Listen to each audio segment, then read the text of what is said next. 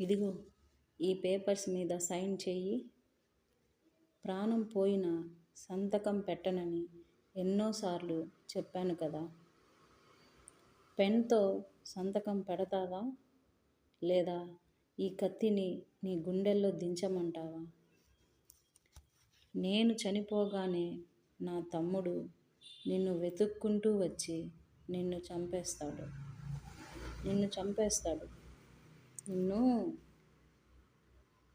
విక్కీ, విక్కీ, మా అమ్మనే చంపాలని చూస్తావా? నేను చచ్చిపోతే నీ నుదుటిన కుంకుమ ఉండదు, సమాజంలో నీకు విలువ ఉండదు.